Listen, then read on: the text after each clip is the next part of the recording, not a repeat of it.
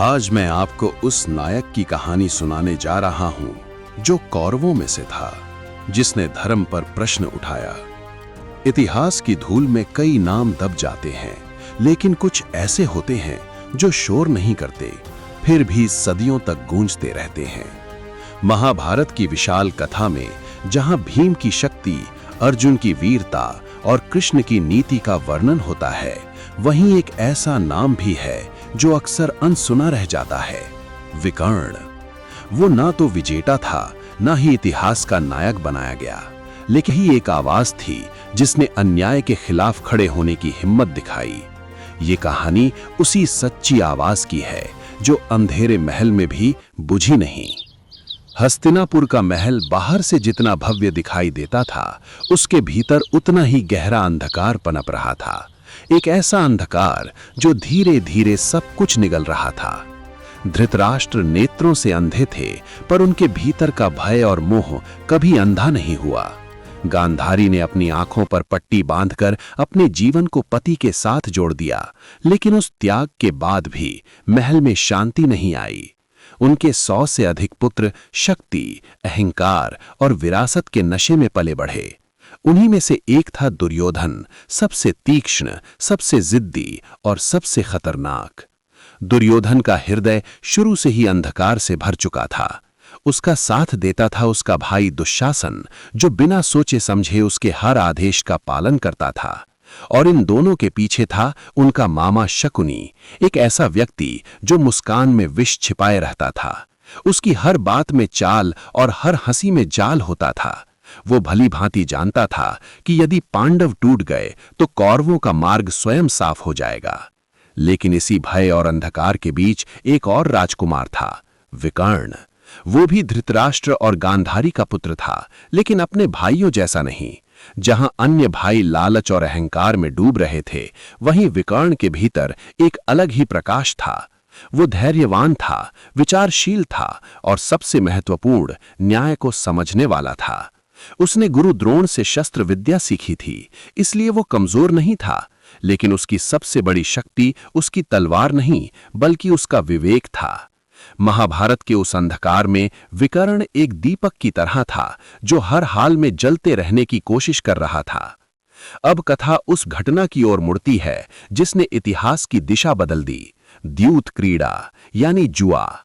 ये कोई साधारण खेल नहीं था, बल्कि वो मोड़ था जहां से अपमान, विश्वासघात और युद्ध की आग भड़क उठी। दुर्योधन ने इसे पूरी योजना के साथ रचा। पांडवों को एक ऐसे दरबार में बुलाया गया जहां हर ओर कौरवों का वर्चस्व था और हर कोने में साजिश छिपी थी।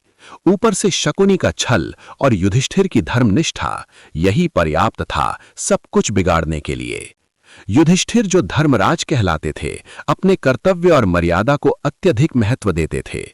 उन्हें लगा कि एक राजा के रूप में उनका कर्तव्य है इस खेल में भाग लेना, लेकिन यही निर्णय उन्हें उस अंधेरे मार्ग पर ले गया जहां से लौटना असंभव था। खेल आरंभ हुआ। शकुनी पासे ऐसे फेंक रहा था मानो वो भाग्य को अपनी मुट्ठी में बांध चुका हो। एक एक करके युधिष्ठिर सब हारते हारते गए। धन, आभूषण, सेना, राज्य, हर हार के साथ उनका चेहरा फीका पड़ता गया और शकुनी की मुस्कान और गहरी होती गई। फिर वो समय आया जब मामला केवल संपत्ति का नहीं, बल्कि सम्मान का बन गया। युधिष्ठिर ने अपने भाइयों को दांव पर लगा दिया। भीम, अर्जुन, नकुल, सहदेव सभी हार गए। दरबार में सन्नाटा था, पर किसी ने विरोध नहीं किया। और अंततः युधिष्ठिर ने स्वयं को दांव पर लगा दिया और हार गए। अब सब कुछ समाप्त हो चुका था, लेकिन शकुनी का छल यहीं नहीं रुका। उसने कहा, अभी एक चीज बाकी है। वो थी द्रौपदी।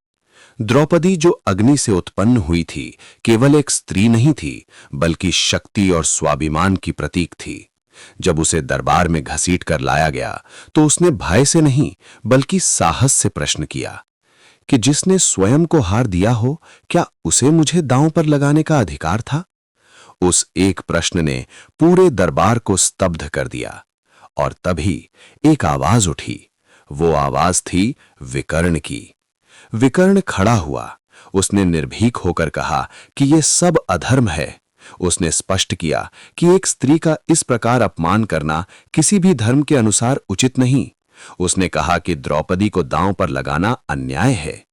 उस समय दरबार में सन्नाटा छा गया, क्योंकि एक कौरव होते हुए भी वो सत्य के पक्ष में खड़ा था, लेकिन उसकी बात को अनसुना कर दिया गया।